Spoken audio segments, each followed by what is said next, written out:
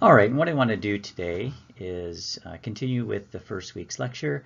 And I thought what I'd do today is we would go through a few of the terms that we'll be learning and using throughout the course. The first is ecclesiology, and this is a Greek word, or ultimately a Greek word, ecclesia, which means building. Ecclesiology technically means the study of the church structure, or how everything is put together in terms of hierarchy. The next important term you'll be using quite a bit is Christology. And this is literally the study of Christ. And what this really means is, as we'll see over the next, really until the end of the class, Christology is probably one of the most important topics in early Christianity. It really is the discussion of how Christ can be man and God at the same time, and what that exactly means for early Christians. The next term, eschatology. This is the study of the end times, meaning what's going to happen at the end of time according to early Christians. The next topic is orthodoxy, heterodoxy, or what it means to be a heretic. And technically, orthodox means correct, the correct version of Christianity. Heterodox means not correct. It's the exact opposite. If someone is a heretic, it technically means someone who's not orthodox. And if you're familiar with what's going on in Christianity today, these terms are thrown around quite a bit. Lots of people believe they have the correct form of religion, and this would be considered orthodox for them, and anyone who's not orthodox would be a heretic. But from the heretic's point of view, they would be considered to be orthodox, and everyone else would be considered to be a heretic. I also will be using the word church quite a bit. Now, if it's written down on a slide and if it's a capital church, it means the Catholic Church, which really didn't start as a named organization until the early 300s. Small church just means Christianity as a whole. So usually when I'm speaking and talking about the church, I mean church as in the entire body of Christians. If I'm talking about a specific organization like the Catholic Church, I'll make sure that I say that. The next term relates to the last one, is Catholic with a capital C or Catholic with a small c. Again, if I'm talking about the Catholic Church itself, I will say that, and that's a capital C. Catholic, it comes from a Greek word which means universal.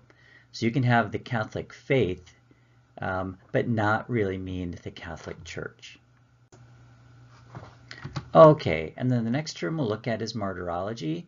This is really the study of martyrs. Now, martyrs are people who died for their faith. So the earliest martyr in Christianity is, of course, Jesus, and then you get martyr stories all the way up through the 300s and, of course, beyond, but that's about the time frame of our class. Another term we'll be looking at are apostolic fathers. These are people who wrote after the New Testament. So you've got the Old Testament written first, you've got the New Testament written after, and then people who write after that, especially in the early late first century or the early second century. So the late first century is like the 80s and 90s AD, and the early second century would be the early 100s. These are the apostolic fathers or the apostolic writings. You also have within this category of the apostolic fathers, and a little bit later, a series of writings called patristic writings. And patristic, it comes again from a Greek word meaning father. So these are writings of the church fathers. Usually they come after the apostolic father. So many of the writings we'll be looking at starting in week 3 and beyond are patristic writings. You also have a couple different ways that you can examine texts. So one is called exegesis.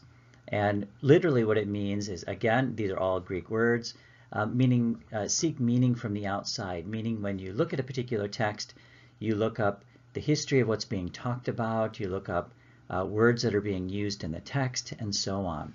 This is really the correct form of doing any type of historical research in early Christianity. You also have a term called eisegesis, and again, Greek word, and it means seeking meaning from the inside. So that's sort of using the text to study the texts. This is probably not the best way to do historical research in early Christianity, so we won't really be using eisegesis in this class. We'll be more using exegesis. Okay, in terms of sources, so it's always important to think about how we know what happened in early Christianity. Of course, the best source for early Christianity is the New Testament. So these are books written between about 49 or 50 AD to maybe the late 90s, maybe the early 100s. So the earliest text we have in the New Testament comes from Paul, and he wrote 1 Thessalonians probably in 49 or 50, we're not quite sure. The last one is probably some writings thought to be of John, like Revelation. These could be dated to as late as the early 100s, we're not quite sure. Another important source for early Christianity is archaeology, and of course these are physical remains. Unfortunately for us, probably the earliest physical remains we have of Christians come from the early 200s. And sorry, you're probably hearing my cats wrestling in the background. Sorry about that. So anyway, the first church that we know of comes from Syria, and it's a town or a Roman fort called Dura Europos. I'll show you a picture of that in just a minute. We also have writings from the Christians after the New Testament. So these are the Apostolic Fathers or the Patristic Fathers, which I just talked about. The fourth and fifth categories here are sometimes put together. So you've got writings from non-Christians. And one of the books you'll be reading is How the Romans Saw the Christians, or some variation of that title. So we know that non-Christians wrote about Christians. And that's very important in terms of thinking about how the early Christians were viewed by the Romans in particular. We also have governmental documents. So the Romans kept lots of documents in their archives, and we have access to some of these. Now, of course, lots of things to think about in terms of these sources, but a really important question is, what are the problems with these sources and trying to figure out what happened in early Christianity? So there's lots. So for example, one problem with the New Testament is that we don't have the original.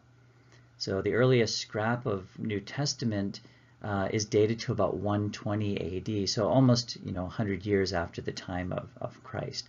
Archaeology, of course, has its own problems. You have a building, what happened in the building, who was living there, and so on. So there are lots of things to think about in terms of these sources. Here, in terms of archaeology, I just want to show you a few slides of some important finds in the last 50 years or so.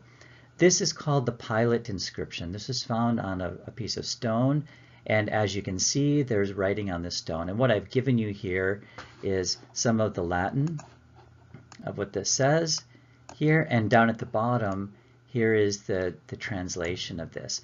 And if you're familiar with the New Testament, you probably know Pontius Pilate. So he is the governor of Judea, or the prefect of Judea, and he was the governor who was around when Christ was crucified. So it's not like people believed he didn't exist, but it's always nice to have outside sources sort of confirming what happened in the New Testament. Here's an image of the first Christian church. This was found at Dura Europos. Dura was a Roman fort. There were quite a few religions practiced in Dura. And this is a fort right on the border between Roman-held territory and Mesopotamia. And what happened is that the Persians were about to take over the fort, and the Romans decided to try and protect it by building up this big pile of sand along the outside.